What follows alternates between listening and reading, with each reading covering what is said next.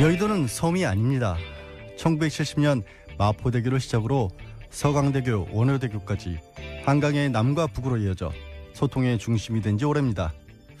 그래도 여의도 정치권은 국민의 소리를 듣기 어려운 모양입니다. 새 정부 공직자들에 대한 청문회가 계속되고 있는데요. 국민들이 묻고 싶은 걸 대신 묻는 건지 고개가 갸웃그려지곤 합니다. 싫더라도 문자 민심을 살펴보고 SNS에서 엿볼 수 있는 여론에도 눈을 떠주십시오. 의혹을 위한 의혹 제기가 아니라 국민을 위한 일꾼을 찾는데 집중해 주십시오. 여의도만 대한민국이 아닙니다. 언제나 밝은 곳을 향하는 양지 생각이었습니다.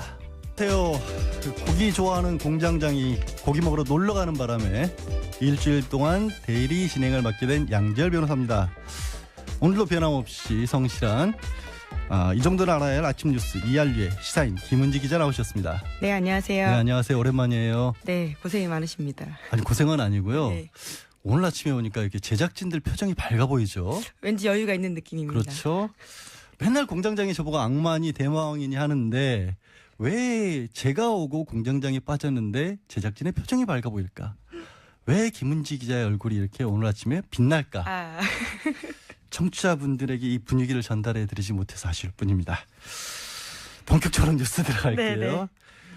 이게 참 이 김상조 지금 내정자를 두고 국민의당이 고민을 하고 있다면서요? 네, 그렇습니다. 지난 2일에 김상조 공정거래위원장 후보자에 대한 국회 인사청문회 있었습니다. 예. 이후에 자유한국당과 바른정당은 부적격 입장을 밝혔습니다. 그런데 국민의당은 아직 입장 정하지 않았습니다. 국회 정무위원회는 오는 7일에 전체 회의를 열어서 인사청문회 심사 경과 보고서 채택 여부를 결정할 예정입니다. 자유한국당은 만약 보고서 채택이 불발되는데도 문재인 대통령이 임명을 강행할 경우엔 향후 국회 일정 보이콧까지 검토하고 있다라는 것도 전해졌습니다. 그러니까 지금 구도가 일단 민주당은 당연히 여권이니까 찬성을 하고 정의당도 같은 입장이긴 하고 바른정당하고 자유한국당은 아무래도 조금 각을 세우는 쪽으로 굳어졌는데 국민의당이 그 가운데 낀 거잖아요. 어떻게 보면 캐스팅 보트로서. 예, 그렇죠. 이거를 뭐 행복한 고민이라고 해야 될까요? 아니면은 뭐 나름대로의 당 내에서도 좀 눈치가 있을까요? 네, 어쨌거나 당 안에서는 의견이 갈리고 있는데 오늘 오전에 당 지도부와 정무위원들이 합동회의 앞두고 있다고 합니다. 그럼 뭐 박지원 전 대표 같은 경우 조금 이 정도면 괜찮은 게 아니냐라는 식으로 또 개인 의견도 피력을 했는데 예, 지도부에서는 어쨌든 계속해서 부적격이라는 쪽으로 생각을 하고 있는 것 같고 제가 봤을 때는 국민의당도 내부 사정 내지는 지금 국민의당이 아무래도 호남 지지율 같은 걸 생각을 해왔을 때는 너무 나설 경우에는 또 역부도 불지 않을까 이런 우려도 할 것 같은데 어떻게 네. 보이세요? 당 내부에서도요. 박지원 의원뿐만이 아니라 천정배 의원, 김성식 의원도 찬성 의견 개인적으로 냈습니다. 그러다 보니까요. 의견 조율하기가 쉽지 않은 상황인 거죠. 지난번에 이낙연 지사 통과했을 때도 사실 엉뚱하게 주호영 바른정당에서 원내대표가 그런 얘기를 했잖아요. 바른정당은 오히려 다 찬성을 했는데 국민의당에서 이게 이견이 있었던 게 아니냐. 혹시 이번에도 그런 뭐 엉뚱한 일이 벌어지지 않을까라는 생각도 좀 해봅니다. 다음 뉴스로는 이 우리 군 차기 한국형 전투기 도입 사항과 관련해서 갑작스럽게 좀 변경된 그런 모습이 좀 보인다라고 해서 감사원에서 다시 감사를 한다 이런 얘기가 들리네요. 네, 그렇습니다. 이미 감사 진행하고 있는데요. 재연장까지 검토하고 있다고 어제 JTBC가 보도했습니다. 그러니까 이게 뭐냐면 차기 한국형 전투기라는 것을 도입하는 과정에서 원래 다른 비행기를 검토하고 있다가 갑자기 바뀌었다 이런 얘기인 거죠, 맥락이. 네, 흔히 FX 사업이라고 알려져 있는데요. 원래는 F-15SE 사일런트 이글이라고 해서 보잉사 전투기를 들어오기로 했었습니다. 예. 그런데 갑자기 아예 이것이 부결이 되면서요. 6년 동안 검토했던 게 2시간 반 만에 바뀌었다라는 겁니다. 그러니까 6년 동안에는 방금 말씀하신 것처럼 F-15SE를 하려고 검토를 했었는데 2시간 만에 김관진 당시 이제 국방부 장관이었고 국방부 장관이 개입을 하면서 갑자기 F-35로 바뀌었는데 문제는 이거를 바꾸려면 F-15SE 때처럼 충분히 재검토를 해서 그 여러 가지 후보들 중에 하나로 바꿔야 되는데 그게 아니라 그냥 덜컥 2시간 만에 아예 F-35로 바꿔버렸다. 이런 게 의혹인 거잖아요. 예, 그렇게 이제 몰아갔다라는 취지의 보도인데요. 그렇기 때문에 감사원에서도 이것들까지 같이 감사하는 게 아니냐라고 네. JTBC가 보도하고 있습니다. 그렇게 되면은 지금 사드 도입도 그렇고 차세대 전투기도 그렇고 김관진 전 안보실장이 과연 어떤 역할을 했었느냐. 지난번에 송영길 의원 같은 경우 또 참 놀라운 얘기도 하셨는데 그때 뭐였죠 그게? 네, 지난번에 뉴스공장에 출연해서 뭐 전화 인터뷰이긴 했는데요. 여러 가지 의혹 제기를 하면서 정윤회 씨와 그리고 김관진 현 안보실장의 관계에 대한 의문을 제기하면서 로키드 마틴과도 연관 있는 게 아니냐라는 의문을 제기한 겁니다. 사실 그건 어마어마한 의혹인 게 이건 방산비리일 수도 있다라는 말씀을 하신 거고 우리가 지금 로키드 마틴하고 실제로 체결한 게 2021년까지 한 12조 원 가량을 체결을 했다라는 건데 거기에 만약이라도 부정한 소지가 조금이라도 끼었다면 분명히 밝혀야 될 내용일 것 같습니다. 자, 사드. 그럼 이제 사드 얘기 좀 전에 했으니까 사드 배치와 관련해서 정의용 안보실장이 미국에 가서 입장을 좀 밝혔네요. 네, 그렇습니다. 환경 영향 평가와 관련한 국내법적 절차를 앞세워서 사드 배치 시기 조율 나서는 게 아니냐라는 보도가 나오고 있는데요. 예. 정의용 실장이 지난 1일에 미국에서 한국 기자들과 만나서 이렇게 밝혔습니다. 환경 영향 평가를 철저하게 하려면 우리가 당초 예상했던 것보다 더 많은 시간이 걸릴 수 있지 않을까 생각한다라는 건데요. 사드와 관련한 이야기입니다. 그러니까 지금 뭐 하겠다 안 하겠다를 넘어서서 이제 문재인 대통령께서 후보 시절부터 밝혀왔던 게 이게 하더라도 제대로 어떤 절차를 밟아서 해야 하는 게 아니냐. 그런 입장을 다시 한번 미국 측에 설명을 했다라는 그런 얘기인 거죠. 예, 그렇습니다. 다녀와서도요. 관련된 내용을 대통령한테 보고했다라고 하는데 예. 미국 쪽 입장은 이해한다라는 메시지가 나왔다라는 겁니다. 원래 올해 12월까지 미국 측하고 합의가 된 것도 올해 12월까지 배치를 한다로 합의가 됐기 때문에 미국에서 봤었을 때도 이게 큰 문제가 안 되는 거죠, 그러면. 네. 그리고요. 우선 이달 말에 한미 정상회담이 있기 때문에 네. 관련해서 그런 이야기들을 좀 의제를 조율할 필요가 있거든요. 네. 그래서 정의용 실장이 미리 가서 이야기를 했고 우리 쪽 입장에 대해서 미국은 이해한다라는 메시지를 냈다라는 겁니다. 이게 이제 우리한테 무기를 배치하는 것은 한미 상호 방위 조약에 의해서 배치를 하는 건데 들어오는 것은 미국이 들여오더라도 결국에는 배치할지 말지 결정권은 또 한국에 있기 때문에 당시에 합의를 했더라도 어쨌거나 뭐 처음에 합의 자체가 12월이었으니까 그 안에 우리가 다시 한번 절차를 거치는 게 조약상에도 위배되는 건 없는 걸로 저는 그렇게 알고 있습니다. 한민구 장관이 시조를 푸셨네요. 네, 그렇습니다. 기자들에 대한 질문에요. 선문답식으로 답을 한 건데요. 말로써 말 많으니 말 많을까 하노라. 그게 무슨 말로써 말이 많으니까 말을 안 하겠다. 예, 이거죠. 그렇죠. 그냥 입을 다물겠다는 거잖아요. 쉽게 말해서. 예, 그렇습니다. 조선 영조 때 김천택이 펴낸 시조집 청구영언에 작자 미상으로 나온 시라고 합니다. 아니 뭐 정치인들이 사자성어 이렇게 가져다 쓰는 경우는 많이 들었는데 무슨 시조를 뭐 이럴 만한 이유가 있는 거예요? 특별히? 예, 사드 발사대 추가반입 보고 누락한 데 대해서 기자들이 계속해서 묻자요. 입장이 곤란해지니까 이런 식으로 말을 마무리한 것 같습니다. 아, 그러니까 원래 이제 지금 얘기가 나왔던 게 정우영 안보실장하고 얘기하다가 사드 추가 반입이 있었느냐, 이것도 반입이냐 배치냐 가지고 그렇죠. 얘기를 많이 예. 했습니다만 어쨌든 그런 식으로 정 안보실장이 물어보니까 그런 게 있었냐라고 얘기를 반문을 했다라고 보도가 나왔는데 그게 또 의사소통상 서로 오해였다 이런 식으로 해명을 했거든요. 예, 한 차례 그렇게 이야기했죠. 예, 그래서 더 추궁을 하면서 그게 도대체 무슨 말이냐라고 그러니까 이번에는 아예 의사소통을 안 하시겠다. 예, 말을 피한 거죠. 네, 알겠습니다. 말씀을 좀 해주셔야 하는 거 아닌가 싶습니다. 지금 대통령까지 나셔서 특보가 갔다 온 상황이고 사드라고 하는 것이 얼마나 큰 국민적인 소모적인 논란을 일으켰습니까? 정리가 되는 대로 좀 말씀을 해주시기 바라고요. 문재인 정부의 윤곽이 지금 어느 정도 그 완성 단계에 이른 거죠? 이러면. 네, 더불어민주당과 정부 청와대가 오늘 첫 고위 당정청 회의 열고 정부 조직에 관련해서 발표합니다. 기존의 17부 5처 16청 체제였는데 이것을 18부 4처 17청 체제로 바꾸겠다라는 겁니다. 예. 대표적으로요. 중소기업청을 중소벤처기업부로 격상하고 소방청과 해양경찰청을 국민안전처에서 독립시키는 대신에 국민안전처를 없애겠다라는 겁니다. 국민안전처라고 하는 게 지난번 이제 세월호와 관련해서 갑작스럽게 만들어졌고 국민안전처에서는 상황이 벌어질 때마다 통과라는 원래는 그러니까 종합적으로 총괄을 해서 여러 어떤 사건 사고에 대한 예방이라든가 아니면 뭐 재난 사고 같은 데 대처를 하는데 잘 만들려고 한 게 효율적이지 못했다라는 판단을 내리셨다라고 봐야겠네요. 그럼 이제 우리 쪽이 그 문재인 정부 쪽에서의 후속 조치라고 해야 될까요? 그 방점은 어디에 있다고 봐야 돼? 그 안전과 관련해서는. 네, 행정자치부를 흡수시켜가지고요. 기존의 소방청과 해양경찰청 자체적인 역할을 더 키워주겠다라는 것으로 보입니다. 해양경찰청을 아예 폐지하기로 했다가 이거는 이제 다시 존폐가 아니라 조금 더 강화시키는 쪽으로 그렇죠. 오히려 나가겠다라는 게 이번 정부 입장인데, 근데 이게 공약 후퇴라는 지적도 좀 있잖아요. 이렇게 된 게. 예, 산업통상자원부의 통상 기능을 외교부로 옮기겠다라는 게 원래 공약이었는데 이번 정부 조직 개편안에서는 보류가 됐습니다.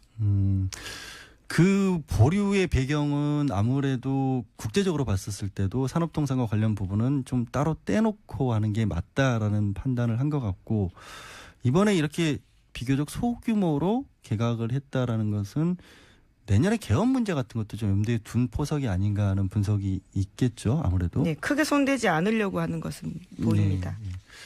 또 하나 박근혜 정부에서 했던 것 중에 지우기 작업이 들어간 게 있죠. 새마을운동.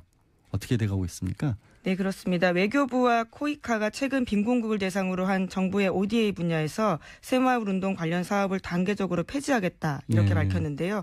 국정기획자문위원회에다가 보고도 했다고 합니다. 박근혜 정부가 개발도상국 농촌지원 사업을 벌이면서 새마을이다 이렇게 명칭을 붙인 바가 네. 있는데요. 이것에 대해서는 과거에도 찬성 반대 논란이 컸거든요. 예. 그러니까 이게 지금 공적개발 원조 자체를 안 하겠다는 건 아니잖아요. 예, 그렇죠. 그러니까 우리가 공적개발 원조 같은 경우에는 우리 경제 수준에 비춰봐서 아직도 부족하다는 지적도 많이 있는데, 그게 아니라 그거는 뭐 별도로 하더라도 새마을운동이라는 이름을 붙여서 자꾸 내보냈던 부분을 없애겠다. 그런 네. 취지인 거죠. 박정희 전 대통령 업적 부각시키려고 ODA 사업 이용한 게 아니냐라는 비판들이 꽤 있었는데요. 네. 이에 대해서 받아들인 거죠. 새 정부가요. 게다가 지금 뭐 제가 얼핏 떠오르는 게, 당시에 베트남 같은 데는 새마을 사업 내지는 ODA 사업이라고 해놓고 사실상 이게 최순실 씨 자자손손 먹고살기 운동 아니냐라는 식의 의혹도 제기가 됐던 걸로 기억을 하는데, 베트남도 그런 일환의 하나였죠, 당시에. 네, 베트남도 있었고요. 미얀마 지금 말씀하시는 것 같은데, 미얀마. 예, 760억 원짜리 국가 사업을 하려다가요 문제가 그렇죠. 된 적이 있습니다. 그게 현지에서도 타당성이 없다라고 했는데 밀어붙였었고, 그래서 혹시 미얀마 커피를 수입해 오려고 했던 게 아니냐라는 부분이 있는데, 이거는 어떻게 보면 단순하게 새마을을 지울 게 아니라 혹시라도 그걸로 부정한 이익을 뭐 추구했던 것은 아닌지 하는 부분도 좀 찾아볼 필요가 있다라는 생각도 듭니다. 아이고야, 이게 또 이상한 얘기가 나오네요. 우리 검찰이 이른바 돈봉투 주고받던 술자리에서 대통령이 감찰 지시까지 해서 검찰 개혁한다는 얘기가 나왔는데, 그 감찰이 또 이상하게 돌아가고 있다면서요. 네, 돈봉투 만찬에 참석했던 노승건 서울중앙지검 1차장이 지난달 말 대검에 접수된 관련 사건을 넘겨받아서 이것을 자신이 지휘하는 서울중앙지검 조사 일부에 배당했습니다. 그러니까 셀프 배당한 게 아니냐라는 논란이 나오고 있다고 한겨레 신문이 아침에 보도했습니다. 아니, 지금 그때 만찬도 이 관리 감독을 해야 되는 법무부 간부하고 수사를 담당했던 서울중앙지검 간부들이 술을 같이 마시고 돈봉투 서로 나눠 갖는 바람에 문제가 된 건데, 이번에는 그래서 그거를 감찰하라고 했는데 그것도 또 다시 자기 식구들끼리 하겠다는 거예요, 그러면? 예, 이번에는 수사와 관련된 부분들인데요. 검찰이 자신에게 관련된 사람들이 있는 부서로 셀프 배당을 해서 이 수사조차도 셀프 수사되는 게 아니냐라는 걱정이 나오고 있다는 겁니다.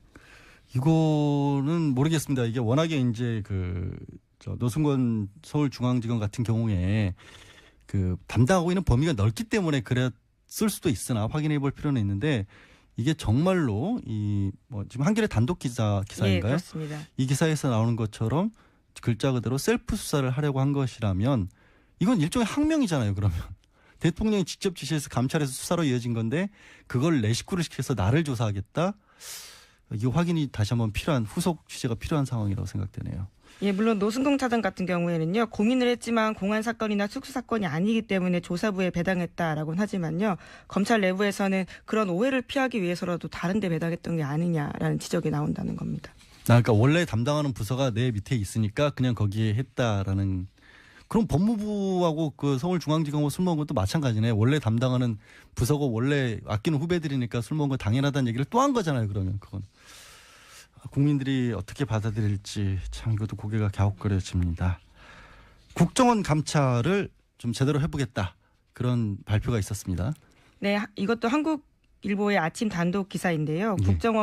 국정원의 감찰실장에 현직 검사가 내정됐다라는 겁니다. 음. 감찰실장에 조남관 서울고검 검사가 내정된 것으로 알려졌다라는 건데 감찰실장은 국정원 빅5 자리 중에 하나로 꼽힐 정도로 중요한 자리라고 합니다. 원래 그 검찰하고 국정원도 서로 인적 교류를 많이 하잖아요. 근데 이거는 조금 예외적인 경우인가요? 이렇게 되는 거는? 네, 지난번 박근혜 정부에서도 있긴 했었지만요. 감찰실장 자리에 검사가 오는 것은 이번이 두 번째 경우로 보이는데요. 예. 특히 이번 인사 같은 경우에 조 검사 같은 경우에는요. 2000년 12월 달에 대통령 직속 의문사 진상규명위원회 소속으로 조사 1과장 역할을 했다고 합니다. 당시에 중앙정보부 그러니까 현 국정원에서 조사받다가 사망한 고 최종길 서울대 교수가 있는데 이 교수의 의문사 사건을 맡고 나서요. 국정원이 개입해서 숨졌다라는 취지의 조사 결과를 발표한 적이 있다고 합니다. 네, 그러면 인권 조사를 했던 검사가 이제 국정원의 실태를 감찰하는 그런 역할을 맡았다라는 건데 기대가 좀 되긴 합니다. 다음 뉴스는 이게 정유라 씨 지난주에 영장이 기각이 되면서 또 한 번 국민들의 굉장히 큰 실망감을 안겨줬는데 재청구 한답니까? 네, 검찰에서 고민에 들어갔다고 하는데요. 구속영장 청구를 기각한 데에 대해서 기각 사유를 분석하고 정 씨를 한두 차례 더 조사한 뒤에 영장 재청구 여부 결정하겠다라는 겁니다. 네. 오늘 관련해서 인터뷰도 좀 예정돼 있긴 합니다만 기본적으로 업무 방해하고 당시에 뭐 위계한 공무집행 방해까지만 한 게 문제가 아니었느냐 아니면 검찰이 너무 안심하고 있었던 게 아니냐라는 그런 여러 가지 분석들이 있고요. 자세한 내용은 잠시 후에 저희가 인터뷰를 통해서 전달해 드리겠습니다. 자, 다음은 우리 홍준표 전 지사가 귀국을 했습니다. 어제 공항이 아주 성황이더라고요. 뭐 잔치나 벌이는 것 같았어요. 저는 보니까. 네, 홍 전 지사가 자유대한민국의 가치를 지키는데 함께하겠다면서 당권 도전 의사도 어제 숨기지 않았습니다. 네. 홍 전 지사 귀국으로 제1야당의 당권 경쟁이 본격적으로 시작되는 분위기인데요. 신친박으로 분류되는 원유철 전 원내대표도 당권 도전 의사 내비쳤고요. 또 친박 홍문종 의원도 홍 전 지사를 비판하면서 출마 의지 보이고 있습니다. 아니, 홍 전 지사 같은 경우에는 어제 한 1,000명 넘게 나오고 무슨 대통령 해외 순방 마치고 돌아오신 것 같았어요. 그러니까 당내에 계파도 없으신 분 치고는 이렇게 많은 분들이 어떻게 나왔을까 싶기도 하고 밖에서 한 달 동안 SNS만 하신 줄 알았는데 국내 정치권과도 연결이 좀 돼 있었던 게 아닌가라는 생각도 드는데 당권 가능성 얼마나 있다고 보세요, 김 기자는? 뭐 우선은 현재 자유한국당 자체가 유명한 인물들이 없다 보니까요. 홍 전 지사가 길을 쓰고 열심히 하게 되면 가능성이 높아지지 않을까 싶습니다. 길을 굉장히 쓰고. 또 열심히 하는 캐릭터이기도 하고요. 홍 전 지사 지금 판결도 대법원 판결 아직 결정이 안 됐잖아요. 그게 혹시라도 뒤집어지게 되면은 또 뇌물죄로 처벌받을 가능성도 있기 때문에 김 기자가 얘기한 그 열심히가 어떻게 보면 진짜 열심히 하셔야 될 필요도 있는 상황이긴 합니다. 오늘 마지막 뉴스는 촛불 집회 관련된 걸 준비해 오셨네요. 네, 그렇습니다. 작년 한 해 집회 시 참가자 수가 최근 10년간의 최대 규모를 기록했는데요. 네. 또 불법 폭력 시위는 가장 적었다라고 합니다.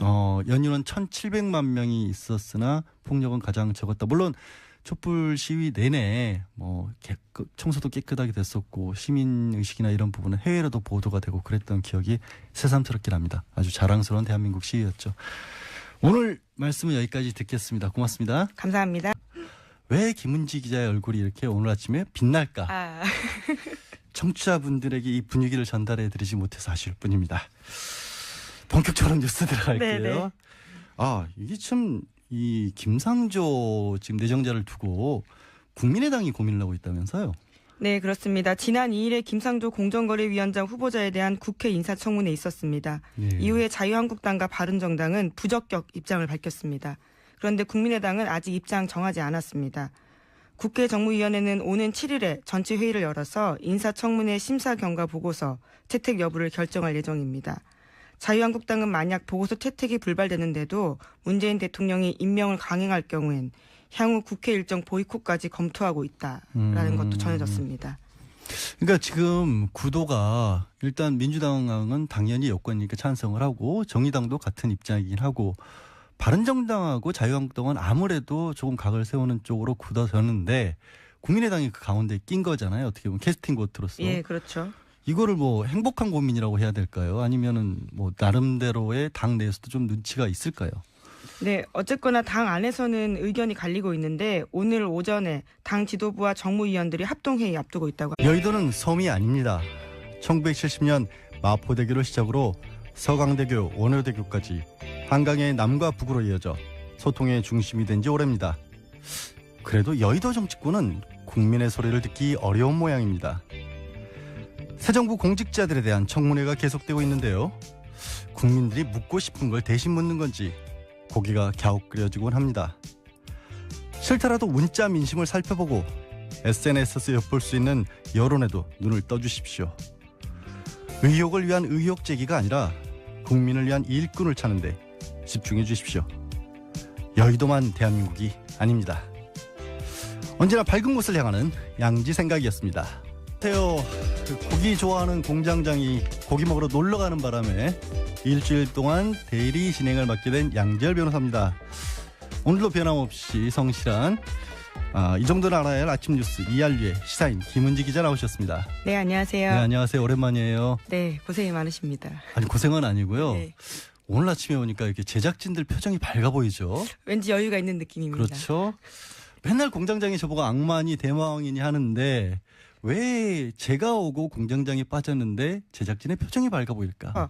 여러 가지 의혹 제기를 하면서 정윤회 씨와 그리고 김관진 현 안보실장의 관계에 대한 의문을 제기하면서 로키드 마틴과도 연관이 있는 게 아니냐라는 의문을 제기한 겁니다. 사실 그건 어마어마한 의혹인 게 이건 방산비리일 수도 있다라는 말씀을 하신 거고 우리가 지금 로키드 마틴하고 실제로 체결한 게 2021년까지 한 12조 원 가량을 체결을 했다라는 건데 거기에 만약이라도 부정한 소지가 조금이라도 끼었다면 분명히 밝혀야 될 내용일 것 같습니다.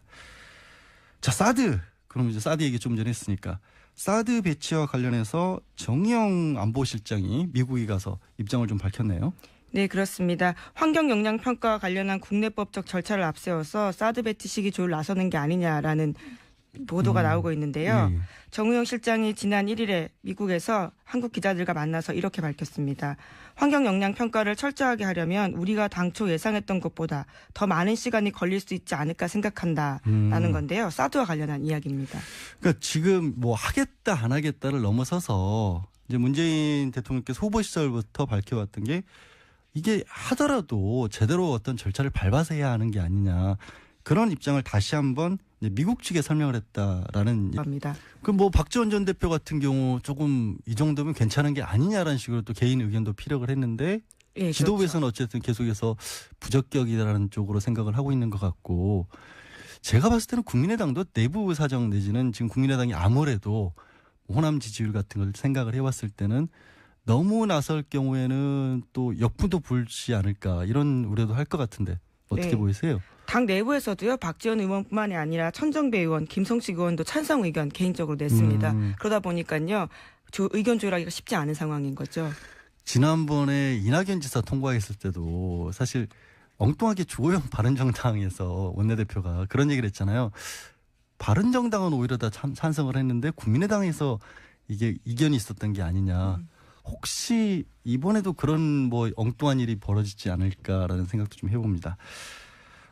다음 뉴스로는 이 우리 군 차기 한국형 전투기 도입 사업과 관련해서 갑작스럽게 좀 변경된 그런 모습이 좀 보인다라고 해서 감사원에서 다시 감사를 한다 이런 얘기가 들리네요.